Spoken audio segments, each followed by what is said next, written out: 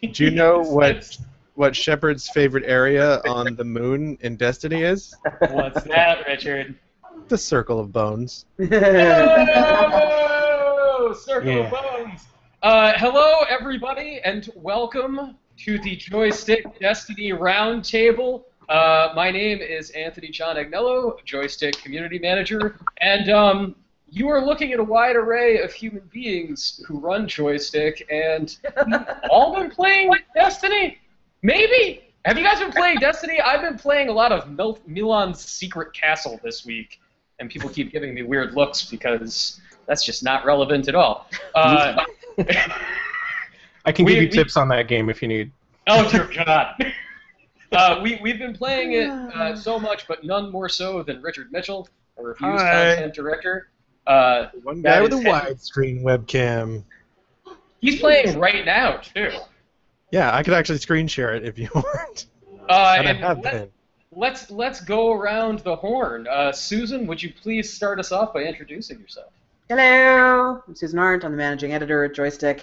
I play as a warlock, and I just unlocked Venus, but I'm too low a level to go there yet, so I'm still mucking about on the moon. Alexander.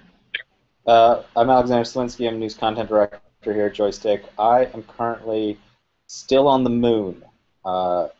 Haven't left the moon yet. I'm taking my time. Danny Cowan. Hey, I'm Danny, contributing editor at Joystiq and fellow Milan Secret Castle enthusiast. And I also play Destiny sometimes. Danny and I like shooting Saturn games bubbles behind at it too. things. I know. Oh, thank you. Ernest Cavalli. Hi, I'm Joystiq contributing editor, Ernest Cavalli. I've been playing Destiny also. I've been playing as a hunter because stabbing dudes in the face is great. Yeah. And I haven't left the moon, not for any particular reason. I just really enjoy the environment there. Mm. Oh, Venus is so pretty. Jess. Hi, I'm Jess Condit, senior reporter at Joystiq, and I am a hunter. I'm throwing knives at people on the moon still, just before Venus. I think I'm right there. And last but not least, Mr. Zav D'Amatos. Hey, I'm Zav D'Amatos, feature content director. I am on the last mission on Venus, and I've been saving up all the strike missions, so maybe I can convince some of you guys to come and help me. Hey, I'm down. I should mention I'm a hunter as well. But I've unlocked my subclass, so no more throwing knives for me, which kind of stinks, actually. I am a warlock, and I just unlocked the subclass for that, which I am not a fan of, so I stuck with Voidwalker, which is the default. It's all support, right? The Sun new one? Singer. Yeah. Okay, so wait, so explain this to me, because I'm not there yet, because I'm only level, like, You're a warlock, right? 9 or something. Yeah, I'm warlock. Okay. So when you get to level 15, is it you have to pick one or the other? So what happens is you go where you pick your, when you upgrade on the menu, top left corner, the other one that's black, that grayed out now, you can select. And if you select that one, it basically gives you a brand new skill tree that's empty. So you can't glide anymore, you can't build grenades anymore. It's basically like starting over. Okay. Susan, the way someone in our Twitch chat described it the other day, which I thought was really good, is it's kind of like the Final Fantasy jobs system. Yeah, okay. Yeah. So it's like you have another, subclass, sub-job, and you just have to start over before you're as good as you were. Well, now, there is a third place for another subclass in there. Yeah, I'm wondering what that's all about. Like, is that expansion stuff? It would be great if once you unlock all of the abilities in both subclasses, a third one opens up where you can pick and choose what you want from each of them. Oh, that would be awesome. Actually, that's kind of what...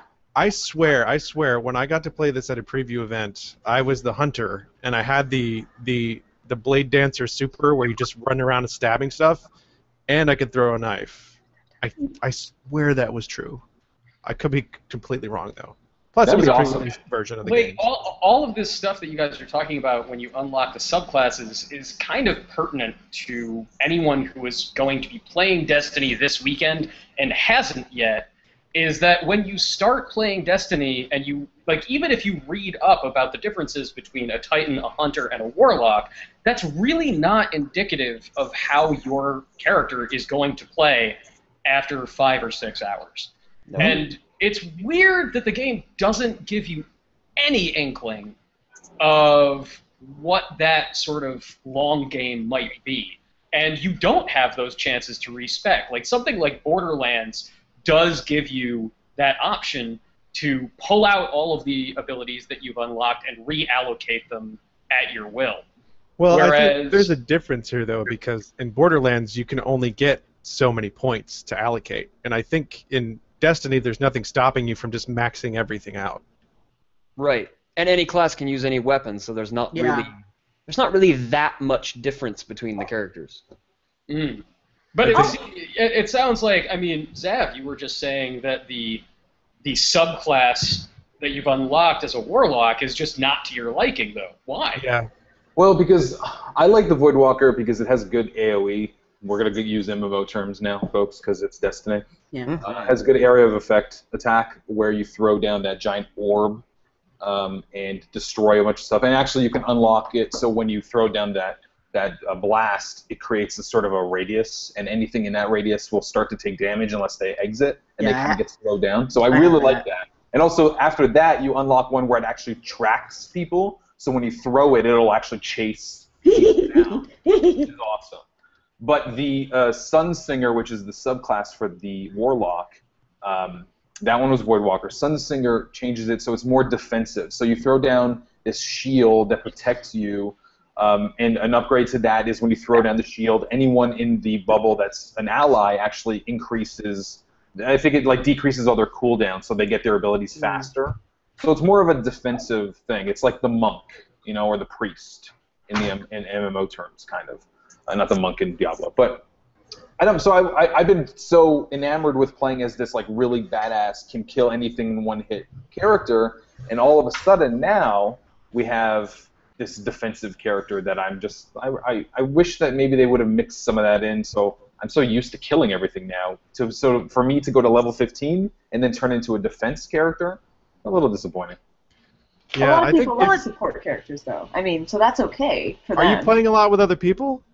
Or are you playing mostly by yourself? Well, see, that's the thing. I'm playing mostly by myself, the campaign stuff. If I was playing with other people and I was rocking with a tank and a hunter, that would be a great thing to have. Right. So I may What's funny for me is that I've been playing with a hunter and a warlock, and even though I'm a titan and I should be the tank, I've actually reverted to my battlefield style of being the medic because they keep dying. So I'm just running around, bringing them back to life. Over and over and over again. So even though I'm technically supposed to be the tank, I'm the medic. Well, if you're staying alive, you are the tank. I mean, if you're running in first and staying alive when they're dying, you do have more health at least. But that's the thing about Destiny's classes. Like I was saying, with the weapons being available to every character, it's really not like an MMO where characters have these predefined rules, or even like Battlefield where the roles are so much more defined. Like Alexander was saying, if you want to play medic, you can do that. It's just you go do that. You don't have to reset your skills or anything. There's very, I don't want to say little variety in the game's characters, but it's certainly lacking variety as compared to your average MMO or even most class-based shooter. Next, do you think that's a good thing, though? I mean, it sounds like that might make it far more approachable than something like Battlefield 4 or something like Warcraft or even something like Diablo.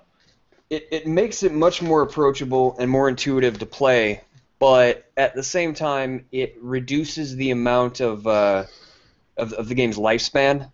There's less to explore if your characters are that similar. Well, can we talk about that?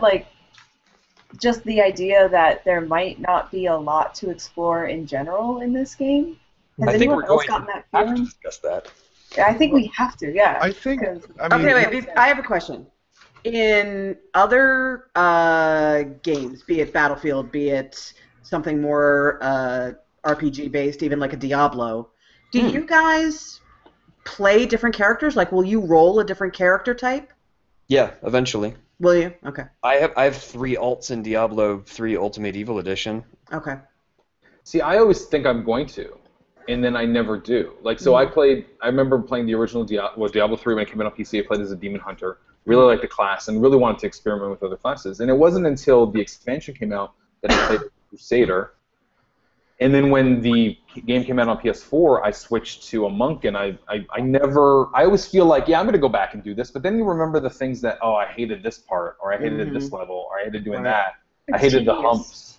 Well, that's something that I really like that Diablo 3 does that I wish more games did is once you've finished the game with one character, you don't actually have to just play through from the beginning with other characters. You can just, play adventure mode or, just kind of cherry pick what you want to do. For something like Destiny, I pick a warlock because that fits my playstyle. And like what Nex was saying, it's not like I'm going to get access to vastly different game experiences if I play as a Titan or if I play as a Hunter. Yeah, I'll get to stab people in the face, which is pretty awesome. I mean, I agree. But that's basically it. So I'll be going through the exact same places, doing the exact same things, and just my melee attack will be a little different. I feel like the game already throws you back to the same places again and again already, right? I was playing through some levels, and I was like, I've been here. I was worried I was repeating missions or something. Well, I think you kind of have to think of it. I think one of the traps that we're falling into, I don't know if you want to call it a trap, is that we're sort of thinking of this as a big Bungie shooter with like all of these big grand sets and all that kind of thing, when really it is more like a Diablo game. When you think about it, Diablo 3 has what, 5 main areas? And they're huge. Well, in fairness to Diablo, though, there's far more variety in those 5 main areas than there are in the 5 areas of Destiny, or however many there are, because I haven't seen them all. Someone in chat whose name I can't read because their name is bright green, so it's not showing up on my phone here, says that his or her biggest gripe with Destiny is that it's a social game that isn't very social. You don't have friends already to play with. It isn't very jump in and team up with the people around you. And I feel like that has a lot to do with the historical idea of what like Bungie has made and what people are used to of like a Call of Duty. You know what I mean? Like, I see people running around. I think it's partly that, but I think it's also something that Nex was talking about when we were playing with the Crucible yesterday, is that the communication tools that you have at your disposal right in the game are incredibly limited. Yeah. And when you play other MMOs that were made with a console like the PlayStation 4 or Xbox One in mind, the communication tools can be very, very vast, but very, very cumbersome. Final Fantasy XIV is a great example of how you can have all of these options, and they can be really overwhelming in terms of just how to talk to everybody. Yeah. Destiny pares that down, and you can see why that's a good idea, but at the same time, meeting somebody out in the field and then dancing at them doesn't necessarily say, hey, let's team up and form a fire team and go shoot a giant robot crab together. I mean, you can just click the right stick and actually invite them. You can do that. Yeah. But on PlayStation specifically, you have to click in the right stick and then select Invite to Fire Team. Then it loads the Sony UI. Right, which does take a long time. Which if you don't use that right, it hangs at 80%, which is what we saw. And there's a workaround for that, and this has been a problem with the UI for a long time. You have to actually go and load their profile, wait for it to load properly, and then invite them. And that then they're gone by then. And then by then they're gone. Well, also the other problem is in the beta, one of the nifty things I thought about the game was if you can just walk up to someone in public and you can all just start working on the same thing, and that's really, really cool. There's no elegant way to talk to them unless you invite them to your fire team, and you can talk to people on your fire team, but that's it. And B, I just haven't run into that many people. I'll be doing a mission and I'll see some dude way over there, and I'll just see his little tag go by. But there just has not been as many people. And I know it's not because people aren't playing the game, because we know people are, so I'm not sure what the deal is. I don't run into a lot of people in town. Yeah. It doesn't have that populated world feeling that you get from a lot of MMOs or any... Yeah, I think we're having a culture issue here. Where the people who understand the culture of MMOs are not getting what they want, and the culture of shooters aren't getting their sort of core concepts either. Sure. it seems to be straddling both worlds in such a way that it's just getting by. Like if we wanted to this is the beginning of Destiny. We all know that there are many expansions to come over the next 10 years, and that it's going to be kept being built on. And even if we look at World of Warcraft, something like the meeting stones were not there earlier on. And okay, tell me what that is, because I don't know what that is.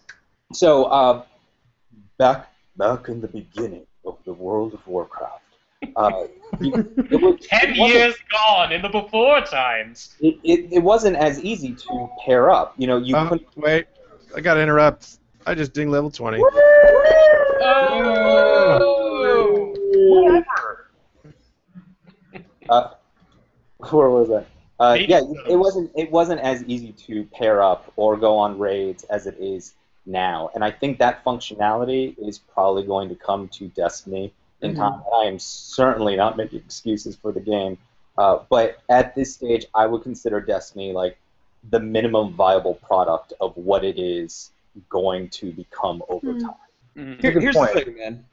I absolutely agree with what you were saying about it kind of hitting the midpoint between MMO and shooter and not really being either of those, although people are wanting to expect it, or wanting it to be, you know, they expect it to be one of those sorts of familiar genres. My complaint about the game, though, is that, you know, it borrows these ideas from MMOs and it borrows these ideas from shooters, which would be one thing if it created something wholly new. But instead, it feels like an amalgamation of these tropes without really getting any of them right. You know, it's neither MMO nor shooter, but it's not something wholly unique. So it's just kind of something lesser. I will say that I really like the shooting aspect. Like the actual first-person shooter of it, I think is a lot of fun. I have a lot of fun with the character classes I've selected. I've had a lot of fun playing with people. Even when we were playing the Crucible and we lost, I thought it was a lot of fun. We lost. Yeah, but here's the problem that I have with it, is that every single mission is exactly the same structure. Yeah. Every single mission is go into this room, and Dinklage enters a thing, you hold square to make him do something, and then wave after wave comes and you survive. And every single mission is like that. It's Halo. That's what Bungie makes. But Halo wasn't supposed to be like some deep, large open world experience like Destiny is supposed to be, right? Well, and plus Halo had pacing that allowed for when, like, now you go, you press square, Dinklage does something while a meter fills. And if anyone watching is curious, we are referring to the Ghost, your little companion, the Dinklage. You whip out your Dinklage. Whip out your Dinklage.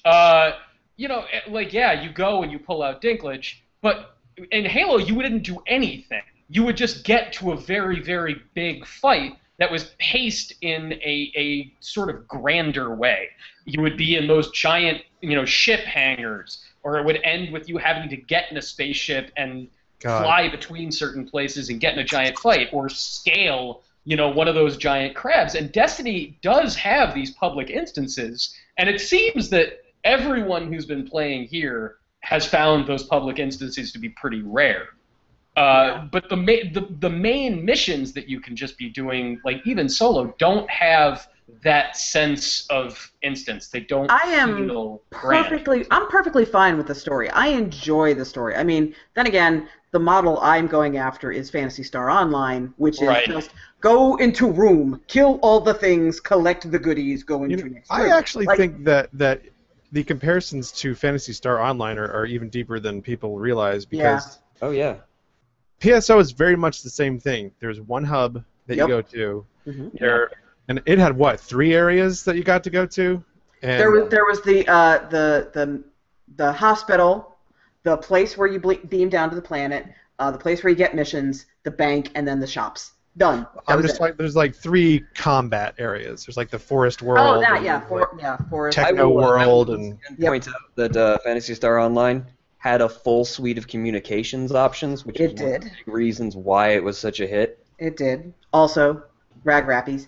But the problem I have is you definitely need to do some grinding in this game, for sure. Especially if you're by yourself. Oh my god, especially if you're by yourself. You cannot just start the story mission and go straight through. You absolutely have to do some of these patrol missions, which are just little, like you also get bounties, but mostly patrol missions are just random things, and they all suck. Yeah. Go to this point, clear on the other side of the map, and stand on top of this box for 5 seconds. That's really... Go kill a bunch of dudes, and then collect the little bits. I mean, they're just awful. Mm-hmm. They are variety. They are MMO. They are go collect the furs. You know, like they are basically that whole thing. And at least one thing that you mentioned, Anthony, the reason why I don't think that Destiny is a lot like Halo is because in Halo you talked about the pacing. There were beats. There were story beats within the missions, and there's not a lot of it in Destiny. You get a story beat in the beginning to why you're going on this planet. Maybe your Dinklage tells you a couple things here or there. But it's very much go through the level and just clear everything out, and very rarely do you actually get a cutscene in the middle of anything. Yeah, and the technology itself breaks a lot of any kind of dramatic flow you might have.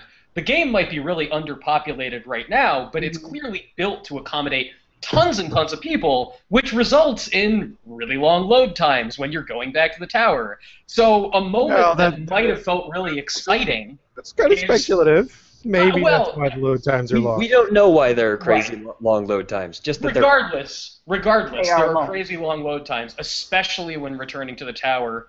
And what might have felt like, oh man, I just discovered something new about why Spaceball is dead and why we need to fight the Fallen, you have to sit there and watch your spaceship for a good 180 seconds. That's a long time. Spaceball? Yeah, Ball. Ball came down, and Ball came down from Mars. Gary Sinise went to Mars, and he found Ball, and then Ball gave everybody spaceships, and then Ball broke because it got dark out. Someone in chat is saying that for them, they've seen a lot of public events, and it's very common for them on Venus. I would say that a lot of our experiences are anecdotal, obviously. I have only ever played 3 public events in the 10 hours I've played the game. 6-7 hours I've played the game. 3. And I've done a lot of patrol missions. I saw one like an hour after starting. It was dumb. I don't know how it's staggered. Aha124 in the chat is saying, Destiny is taking a page from the Sims book and in turn EA then. What we're getting is a base game at the moment. They have a 10-year promise, no way they're blowing their stuff all at once. It's the new normal, unfortunately. Holy wow, of course. Turn your phone off, sir.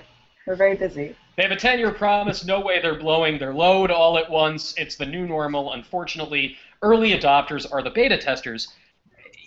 Yes, I mean that's but not really like harsh. That's taking it in a pretty harsh way. Right, exactly. Again, this goes back to what I was trying to say about minimum viable product. That's what we're trying to go for here. That it's a minimum viable product. You're going to see that with The Sims. That's what early access is. So that is way too harsh for this game. Yes. This is not some half-baked, unfinished piece of crap. But it's not fully either. Not half-baked, but I'd say unfinished. There's a lot of content that should be there that just is not. Such as what? Full communication options, for instance. The ability. Okay, well let's detail those. What other options should it have? I think that's more constructive than just saying it needs more. If nothing else, it needs a way to talk to everyone in your quote-unquote zone. It needs a mass broadcast option. Proximity chat. Yeah, proximity chat. I think he's right about that. It does notify you when someone is in your region, but that's about as far as it goes. But only your friends, right? No, everyone. Oh, everybody. Okay. See, this is how often I see anybody in this game. And direct messaging. Beyond not like a mailbox system, but like a like the Whisper system or like Tells in World of Warcraft, for instance. Yeah, like for example, if you wanted to do a strike mission right now, like assume none of your friends are online, you want to do a strike mission. and you want to make sure you have an even party. You want to have Warlock, Titan, Hunter. How do you do that? You can't. I mean, you get match made with other people. I think matchmaking tries to make that happen. I seem to remember Bungie talking about that. Not that I've noticed it happening, but I would doubt that they could make that work. I've never seen matchmaking that works as promised. So no. Well, that was a question we got from the chat right after we started. Is do you think that raid matchmaking will be added in? And that seems like something that would benefit a lot of Destiny as it is at this exact moment. If you pick a mission from the menu and all of a sudden you could click one button and it says pair me up with other people that want to do this. And it's surprising, given the community features that Bungie has built in the past, that isn't here. There is the strike playlist, so if you just want to play strike missions, you can do that. Yeah. You know what I wish that you can do, rather than have to find, like, if you find a character and then use R3 to select them and then go to the options and invite and then wait for the invite and invite them. If you're next to someone, you wave, and the other person waves, and now you're a fire team. Now, I don't know if this is a problem with the UI, if like there are restrictions on how you can do certain things as a developer with Sony system or Microsoft system. That could very well be. We don't know. But I feel like the way that the process is now, you have to page through like 3 or 4 different button presses, go through 3 or 4 different button presses before you even have an opportunity for that person to then go through at least 2 button presses to accept. Yeah, there's not really. As far as the in-game, like the stuff that Bungie built, it's pretty bare bones because, like, you have to go through whatever the UI is for the platform that you own, which is fine, but like I don't think the PSN system for inviting people is very good. Well, also, frankly, I don't want to have everybody that I'm teaming up with for 10 minutes be my PlayStation friend. Exactly. Absolutely. Mm-hmm. Absolutely. Nylan Knacker says, "Hi guys, in line with this discussion regarding Destiny as a platform, do you expect the game to change drastically via expansions? I was discussing this in the context of World of Warcraft last night, and the extent to which the game changes between expansions is alarming. Do you see that as the future of Destiny?" Yep. Eventually. Well, like 7 years from now, maybe, yeah. Right, but because we know from Bungie's contract that was leaked in 2012 with Activision, that the plan as it was at the beginning was to just release these as new numbered packaged sequels. There's going to be Destiny 1, then an expansion, then Destiny 2, and so on and so forth. And I wonder if we'll see those kinds of, is there going to be like a Burning Crusade level change to what we're playing now? There has and I don't think that's very likely. There has to be. Because, I mean, and Alexander, maybe you know this better because you're more in tune with the business side of it, but I think that there is a substantial drop-off of the retail copies versus how many people then proceed to buy things like a season pass or DLC. So your audience is going to shrink. So if you're only now going to have one game, Destiny, and everything you do for the next 5 or 6 years is just going to be downloadable content, yeah, people are still going to buy that. It's still going to be successful. But if you release a new Destiny, you have the potential of making another $500 million when the game comes out. So I feel like you're going to see a new Destiny not every year, but every 2 years at least.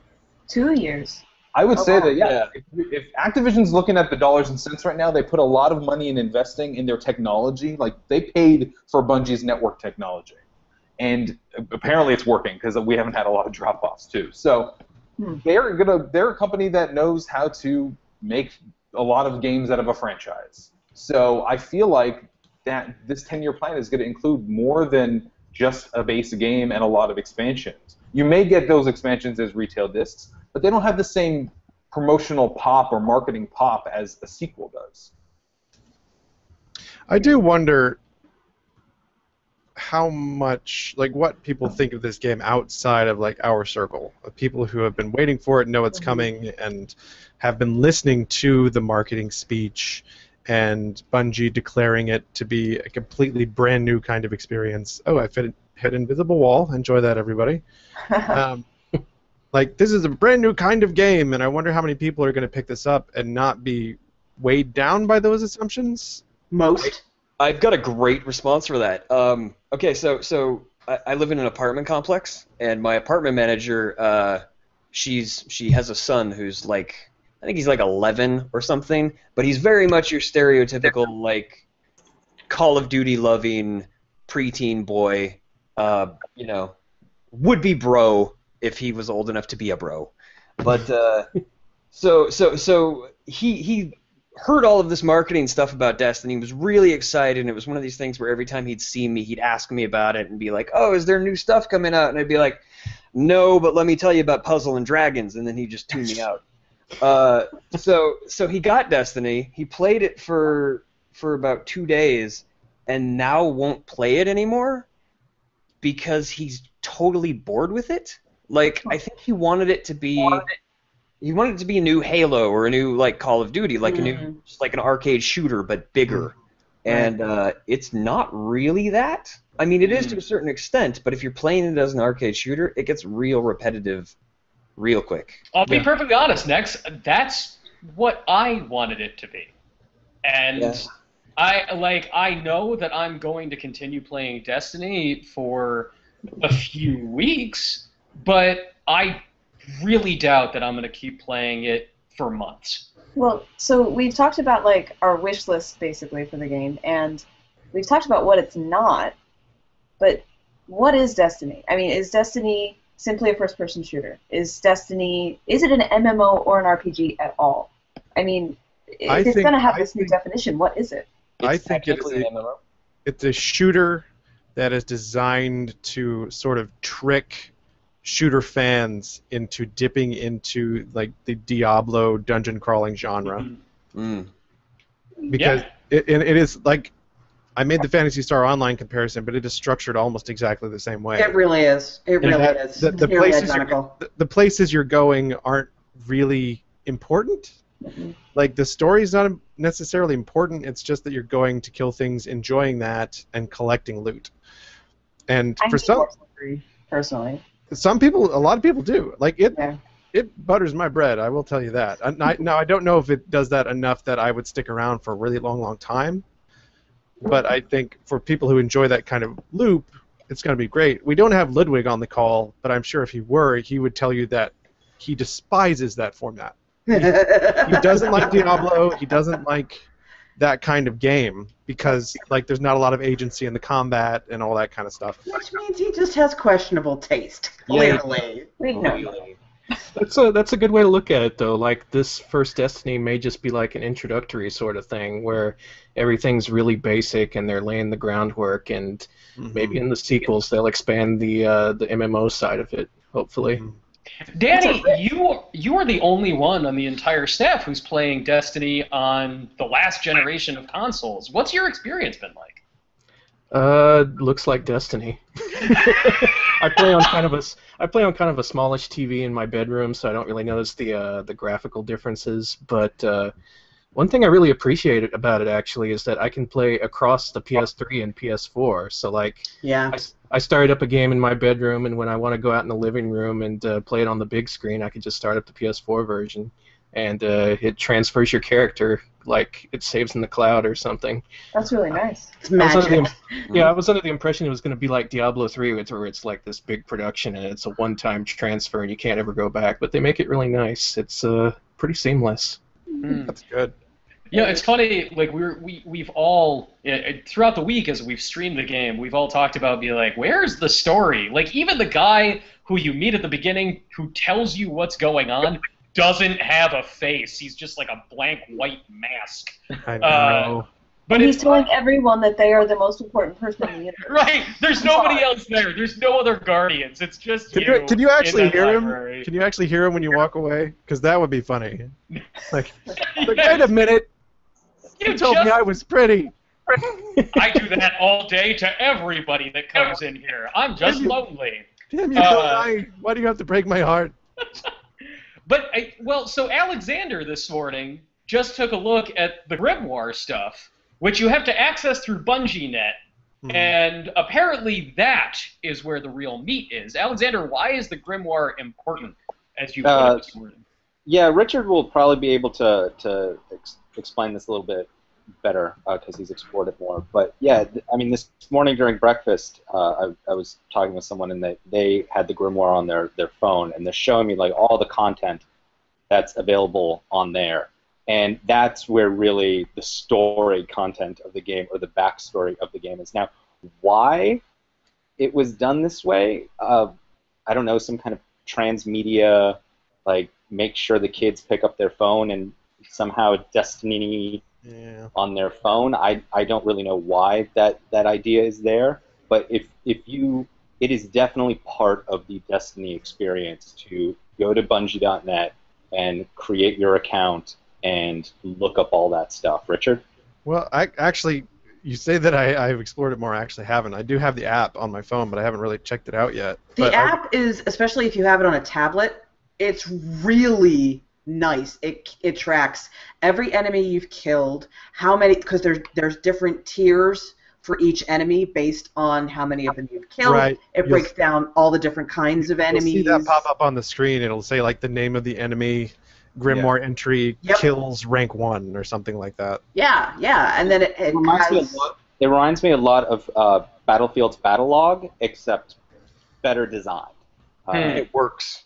Yeah, I mean, it has its hooks in the old Halo, the Bungie.net Halo stats. It's a lot of the same stuff. What I wish it was one thing that frustrates me is when I get a piece of gear and I'm in the middle of a mission and I have to go back to town and decide, okay, do I want to stop this activity and do? I really wish, this is not something, because they want you to go to the town for some reason, but I really wish you could just use that second screen app and like deliver your item to town, or they identify it to town. Like, make it so you actually give people an in-game reason to use the app versus just reading the story that they're not giving you in the game. It'd be nice if you can do something like that. I think the way that loot works is by design, because I think it's supposed to be fast-paced, and they don't want people stopping. But they're making me go back to town every time, so that doesn't make any sense. Well, I know, but you're supposed to get through your mission first, is my point. It's like, so it's not like in Diablo, it's like, hold on, guys, I just picked up a new thing. Everyone stand still while I look at this. Right, and the game really doesn't want you doing that, as Ludwig was telling us. If you stand still too long on the Moon or Mars or Venus, it will just send you home. It's like, well, you're not going to play. You can leave. Yeah, that's another MMO thing. If you're idle too long, it's like stop clogging our servers, buddy. Yeah. Well, I wish I felt that the servers were actually full. I wish I really did see more people hanging out. Like, I just assumed that no one is playing the Xbox One version, obviously. There was like one dude in the tower, like, oh hey man, that's cool. I wonder if maybe they're handling the servers a certain way as it launches, just to make sure that they don't like buckle. Maybe. And maybe they'll fill it up later. Right. Maybe it'll become more populated as they feel comfortable with it. Maybe. And I think it's apparent that they're not letting everyone into the same area. Oh, of course not, it's never going to be MMO style where you walk into the tower and see 300 people crowding around. Okay, but how about 20? That would be nice. You know, like 20. It's me and my husband and like 2 guys. Susan, you played the beta so much, and the beta was really populous. It was. You would go to the tower, and there would be people trying to jump on your head repeatedly. And it's true. It was usually Zav. It was usually Zav. I feel. I don't know whether to try and take the step back and like view this rationally from a planning perspective, or just feel like I've been tricked. But like in the beta, I ran into public events regularly. There were lots of people all running around, and I could join up with them and stuff like that. I got drops of encrypted loot fairly regularly. None of that happens now. Now, the argument could be made, like, in the beta, they wanted to test all of these things. Like, that's the point of a beta, is to try and break the game. So it makes sense to just cram as much stuff into it as possible to try and overload it. Okay. But I don't feel like I'm playing the game I played in the beta. It feels really different, yeah. I can't really articulate it in a way, but the beta just felt more exciting, probably because it was more populated, and I think the missions had a better pacing. Like, it was less time before you got to that big boss at the end. And I just imagine the drop off of us playing it during a stream on Monday and then again on Wednesday was a lot of fun because we were playing together. Yep. But then when we go home and we go to play with our friends online, it's either here's the problem that I have too. I have a lot of friends that are playing it right now. Sometimes I get off work later than them because they're on the East Coast. They're already paired up. They already have a fire team full. And they don't want to play Crucible, because who wants to play it? I don't want to play it. Maybe when the raids start, because the raids don't start until the 16th, I think. That'll open things up, and I think it's 6 players maximum per raid, or minimum. So that might change things a little bit, but I feel like that's what the major difference is and why it doesn't feel so popular is because when we were playing the beta, we had a limited time to play it, so everyone was trying. Right. But now you don't have that pressure anymore. So maybe that's it. That's actually one of the things that I've run into because I played Battlefield with the Team Joy folks, and that's almost 15 plus people, and it's exactly like Zab said. I mean, by the time I'm getting a text to hey, you want to pair up? It's no, I've been paired up for 2 hours at this point. I'm not stopping. Yeah. So, the 3-person team certainly feels a little bit limiting. Yeah, I can see that. So start up. I will say that I may be one of the few people on staff. It's I'm surprised by how much I've enjoyed the Crucible, the PvP. It's a lot of fun. Yeah, that's weird. I haven't tried it yet. Richard, you acquitted yourself very well in the Crucible yesterday. I mean, Richard went psycho. Okay, can we all just talk about that? The dark secret Richard that hides on the inside came out with its knife. It comes because this comes up regularly. I say this all the time. Richard is one of the nicest, most lovely humans you will ever meet, and then you put him in this competitive environment, and you better just step back. Yeah, his vocabulary goes from 300,000 words to stab, stab, stab. Incoming public event, y'all. Oh, hey. Oh, there we go. So here's the thing with me. I actually had a lot of fun playing the Crucible, and we joke about how it's awful, but I actually don't think it's bad. I had a lot of fun with it. But that's not the game that I wanted to play. You know what I mean? I know that they added it because you need to give this game legs, because once all that end-game content is done, people need to keep playing this because they're not just going to keep releasing content for it. But I mean, I really wanted to. I remember the promise of when I went to that first reveal event, and they talked about it's going to be this huge, amazing world where so many things are happening, and then you'll be in the middle of a firefight, and you'll just see people appear, and then you'll start working together. They've never achieved that promise. No. And do I think that the game is bad because of that? No, I'm playing the game like crazy. I think the game is actually quite good, but I like the mechanics of it. So you got the mission. Essentially, what you're saying, What's that? overpromise, underdeliver. Yeah. I mean, I will say, I definitely, it's not what I played in the beta. I don't have the feelings about it that I did during the beta. I'm not as enamored of it then. But I am having fun. I look forward to getting to play it every night. We have dinner, we watch a little bit of TV, and then it's okay, let's go play Destiny for a couple hours before we go to bed. And it's really fun. And I never, ever, ever want to see the freaking Cosmodrome ever again. But, I can definitely see, just playing through the story several rounds just because the environments are really cool and I like exploring them, and, shooting guys in the face is fun. And that is one thing that you can say, that the game itself is absolutely gorgeous. It's a very pretty looking game. Yeah, it's stunning. I will say, I do have a question though, and maybe this is something that I've not noticed, but I was looking for the golden loot crates because there's not a lot of loot. I found one. So there's 5 or 6 per level, per planet. Yeah. So I went to go find one, and I couldn't find one on the moon. So I looked it up, and they're like, "Oh, it's in this cave," and I had no idea where that cave was. And I tried to pull up a map to look for where that cave was on the map. There's no map. Yeah. Like, is there a map anywhere? Can I look up anything? Like, I don't know. The closest thing you get to a map is like the little overview of the regions before you launch. I'm checking the grimoire because there's a map of. Oh.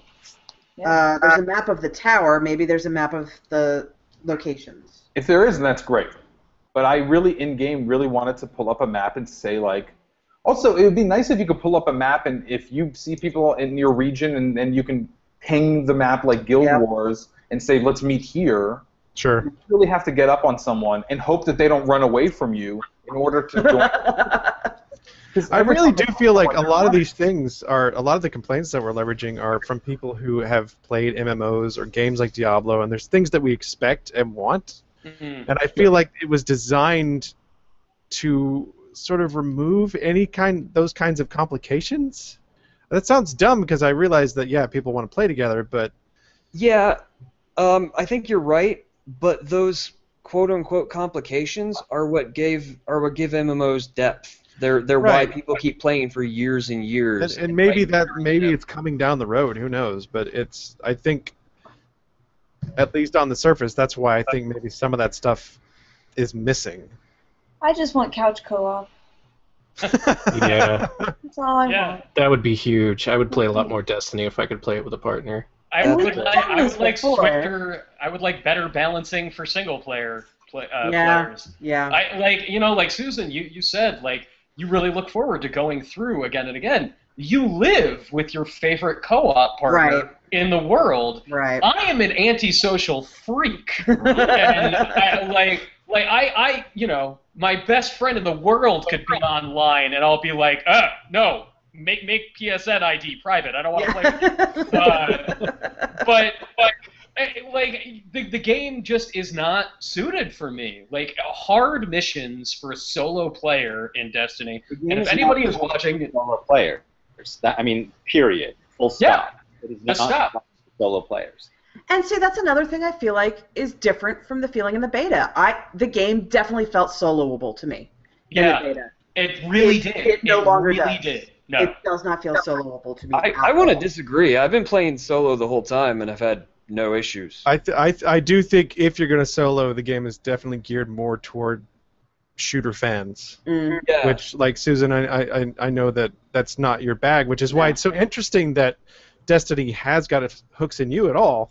Because, on paper, this should be the kind of game that Susan Arndt plays very much. I love it. But yeah, I do think that if you're playing solo, you have to be pretty good. Because especially these waves at the end, sometimes they seem like relentless. Yeah. And if you turn up the difficulty, man, you're the hard missions are impossible if you're by yourself. Like, one of the very first ones you do, I was like, you know what? I want to level quicker. I'm level 4, so I'll bump this up to the level 6 for this story mission. Nope, not happening. Just dead immediately. That's fair. And something else, too, is that since I know you guys aren't necessarily into the Crucible, but I started playing it for the sake of the review, and I enjoyed it. And the nice thing about it, since I know you were complaining about grinding a little bit, is that you do get experience just for playing multiplayer. Yes. And, so I found myself getting, 2 or 3 levels, and then all of a sudden I go back to the moon or whatever, and the missions that were really hard aren't so hard anymore. Yeah. Yeah, and that is a really smart choice. It makes it more inviting to go back and forth between the two aspects of the game, the PvP and the PvE. That was a very, very smart decision. So DinkyDoo15 has asked, what do you guys want to see in the expansion when it comes in December? More blue engrams. Thank you very much. Better story. There will be story. Fleshed out communications options, more locations, pets, a Pokemon analog, a card game. Dude, I was thinking about Pokemon ghost catching. A Fatal Frame tie-in with a camera. Okay, the ability to become all right. How about this? Why couldn't you have a pet? You could. Pets clearly. Okay, first of all, pets. How about take the stuff from the grimoire and add a library to the tower? Yeah. Right, and you can go and read all that stuff there. I want a freaking house. Give me an apartment. Give me a place where I can like have trophies and stuff, like personally customize my space. I love how Civilization is just on the roof of a building. It's one food court. That's just for the Guardians. There are no bathrooms on the roof. Like, what happens? Where am I supposed to go for relief? You just go in the suit. Off the edge of the roof. No, you have to go to the Sabaros in the lobby. Yeah, it's right. No, it's right between Sparrow and Auntie Anne's. Yeah, that's the thing though. You gotta like go out in the alley and back. It's like it's kind of weird to get there, and they gotta give you a key. You have to buy a soda. Also, do the Exos have to go? I mean, they're basically robots. Probably not. No. Maybe that's part of being an Awoken too. You no longer have to expel physical. Let's talk about the story a little bit because. Well, don't spoil it for me, bro. I'm not gonna. Is that it's. Is there anything to spoil? It's not weird. really. It's not bad so much as it is, like they just decided to make it as vague as possible. Like if this were like a summer blockbuster sci-fi movie, I don't think anyone would really care. Yeah. But it's like everything is just a vague, general, like. Categorically named thing. Yeah. There is the Traveler. There are so many the somethings in this game. There's like the Queen, the Traveler, the Darkness, the Speaker. It's that very special Bungie kind of pretension, you know, where they come up with these common words and capitalize them, and it suddenly makes them profound. But it's like if you could actually put some characters with names among those things. Like Master Chief versus the Flood. Okay, that's kind of fun. Yeah. Sergeant Johnson was a cool character, but like no one has a name. You don't have a name. Your Ghost. His name is Ghost. Yeah. Yeah. Well, this is the thing we talked about during the beta, which is, and we've talked about this in a post that we did of like games that remind us of Destiny. The problem with I feel with this game is that there is no identifiable hero in it to promote. I mean, the game's not doing poorly in sales, so that's not a problem, but. There is no. This isn't Star Wars. Like I feel like Mass Effect tried to make like their Star Wars. It was a universe, and there were different races, and there was conflict, and you learned all about this. This starts with telling you like the Traveler traveled throughout the galaxy, ended up on Earth, and the darkness followed him. But you only go as far as Mars, right? Or Venus, I guess. But there are a lot of other planets in our solar system. Yeah, but you got to pay. There's a whole galaxy that this darkness consumed. You don't hear any of it. You don't see any of it. So basically, the Traveler kited all of these darkness a-holes. And then he went AFK, and he's just sitting exactly. Wow, thanks, guy. Oh, sorry. Essentially, the ball Leroy Jenkins does. Exactly. Yes. That's exactly what happened. Yes. And then just ruined Russia. Thanks, Ball. I'm in Shepard's favorite place, the Circle of Bones.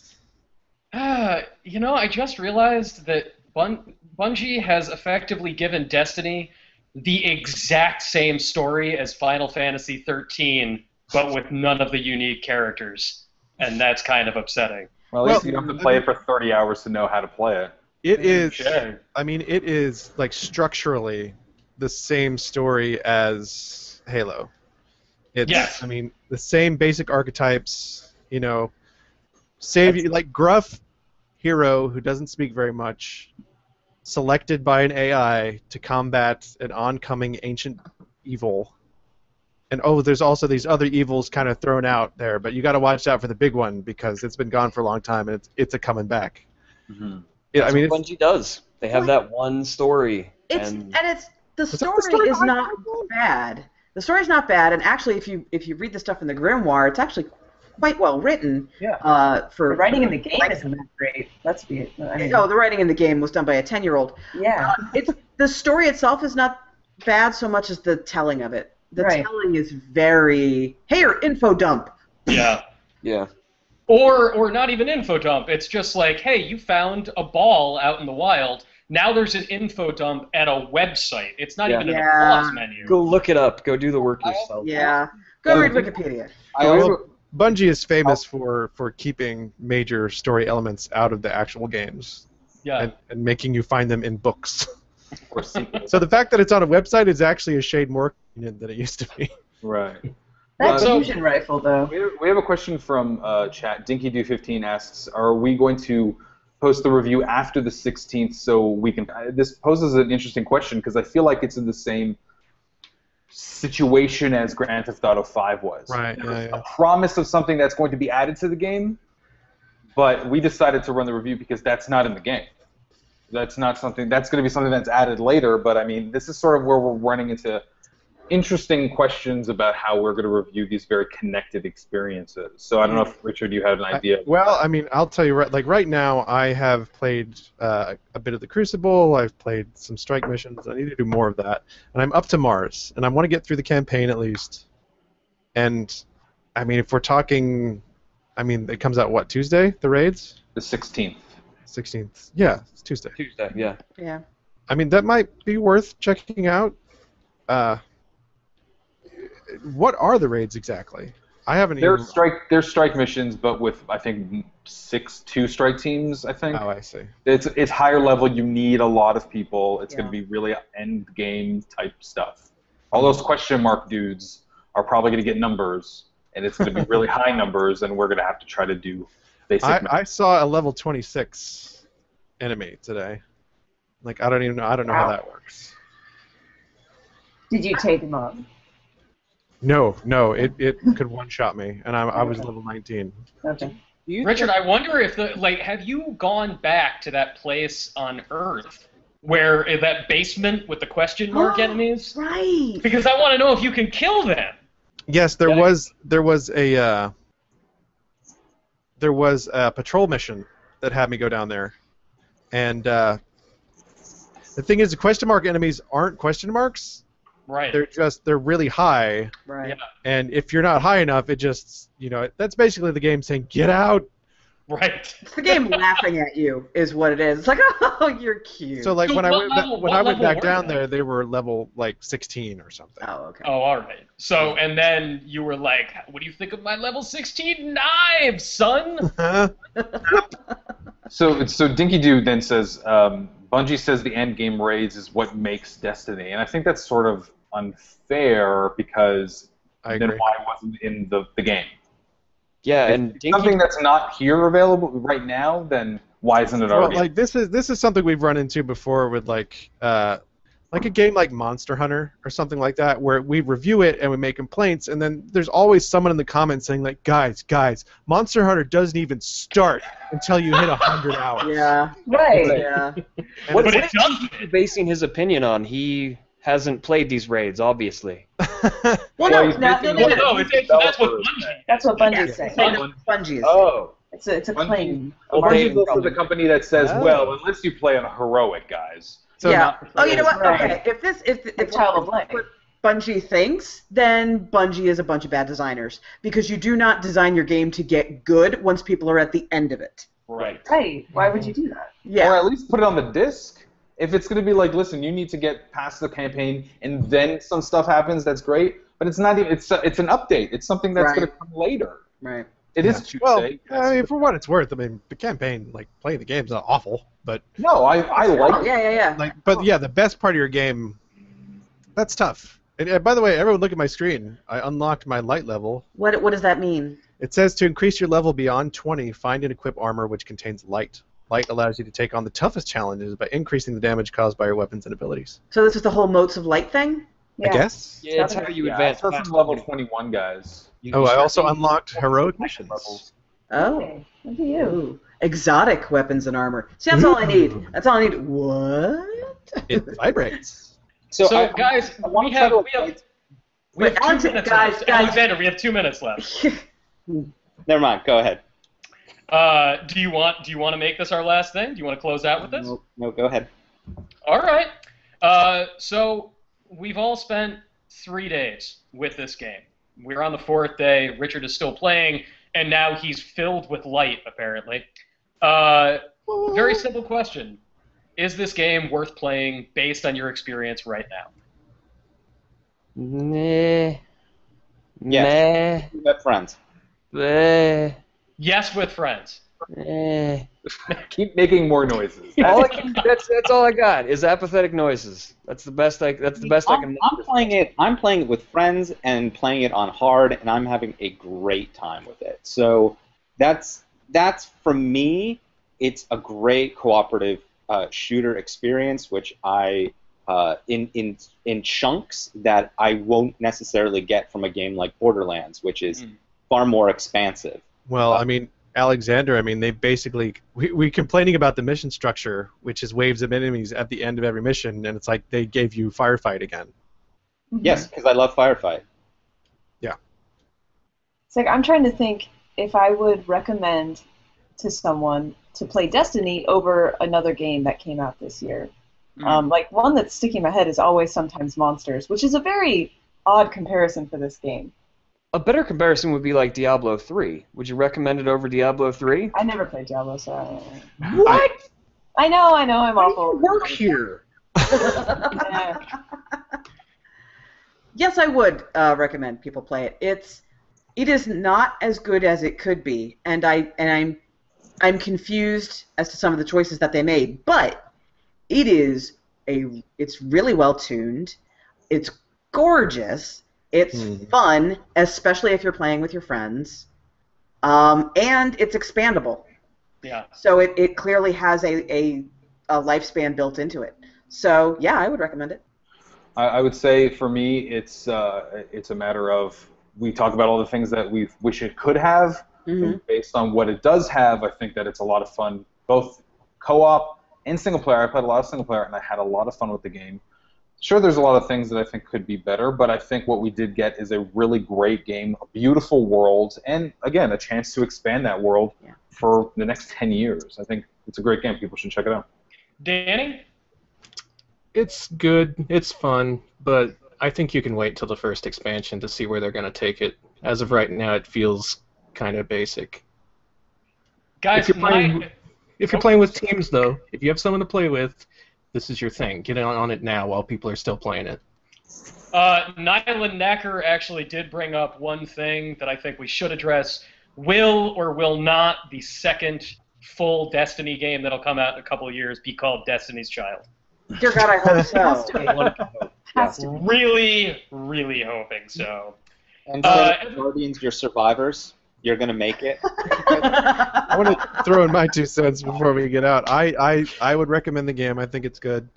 And as far as recommending it over something like Diablo 3, it's a different kind of game. It has it has the same level of well-constructed shooting as a Halo game, which is more engaging than Diablo in a lot of ways. Diablo is very button-mashy, as much as I love it, as much as we all love it. So to that effect, I would say, yeah, Destiny's pretty good. But I think Danny's advice is good. Wait for the expansion. No, like if you're on the fence, there's no reason not to wait. It's not like there's not other great games coming out, because there are. But will it pay your bills? Will it pay your credit card bills? Will it pay your automobiles? So then maybe we can chill. Did Evolve get bumped to 2015? It did, right? Yes, February. Ah. That's a shame. Yeah. Okay. Also, Don't talk to off on that one either. we've been praising Diablo 3 the whole time, and Diablo 3 is awesome. Diablo 3's story is worse. Oh, The writing is Diablo terrible. 3's story is the worst. Like, But Diablo 3 makes no bones about it. It knows its story is bad, and it exists. Yeah. Dumb. And its characters have Before names. Diablo 3 launched, it was complete trash. Yeah. It was awful. That's true. That's Everything. true. That's It true. wasn't even half as good as what Destiny is right now. It No, that's not true. There was so much more content Stop it. in vanilla Stop Diablo. You're just wrong. You're objectively wrong. Oh No. my god. I'm sorry, dude. You're wrong. 3.0 Diablo 3 was like the biggest mistake Blizzard had ever made. Yes, but it had so much more stuff. On a pure content basis, it trumps Destiny because Well, Destiny's just lacking so much It current. had so much more content once you could get online with it. And how long did that take again? Getting online 48 was- hours. Hey, yeah, could we throw that out there? Like, congrats on just not crashing and burning Yeah. Destiny's launch. Oh, which- that's impressive, yeah. it's like the most successful, whatever, new IP launch ever, which we don't know how much it sold, but enough that, yeah, servers might crash, and they haven't, so that's I good. thought it was 500 million. Well, Yeah. I mean, like number of copies. Copies, How many people are actually playing the game? Ladies and gentlemen, thank you so much for joining us. Don't ever forget that Alexander is wrong, Bungie. But Blizzard's greatest mistake was Justice League Task Force on the Super Nintendo. It's the worst thing that they've ever done in all of history. Thank you for hanging out with us, and please stick around, because as soon as we stop doing this, we're going to be right back with a look at the Xbox One version of Destiny, and Jess Condit's going to be playing. Susan, I got a shader. I can change my armor color. Wait, let's see it. I want to see it. Yeah, I want to see this. Hold on. Joystick exclusive. What color will Richard's armor be? We can't. You're not screen sharing. We can't see. Give me a sec. Hurry up. Hurry up. Can we take votes? I want pink. Anyone else? Hold on. Well, only if it's a good pink. As an aside, while this is working out, I'd just like to point out that during this meeting, I received my review copy of Persona 4 Arena Ultimax. Nice. Yeah. Can I also say, because I'm working on the review for it right now, and I'm really close to finishing that up, a game that came out the same day as Destiny is NHL 15. If you're a sports fan, don't buy it. Hooray. That's a good review. Straight to the point. Very bare Let's see what happens when I put this shader on, because I know we have other streams to do. So, no. Boom. I'm all purpley. Ooh. Oh, that's nice. Oh, man. That was cool. You look like the bad guy from Batman in Knight's Fall. Sure. I don't get the reference. I was going to say, like, Yeah. Lakers mascot ever, but... That's There we go. really neat. No, I like that. Yeah. Cool. Well, 5 stars. Now I know what shaders do. Good to know. Good shader. All right, everybody. Thank you for coming out, and stick around. We'll be right back with Jess Condit playing Destiny on Xbox One. Thanks for joining us. Bye, everybody. Bye. Bye, Shepard.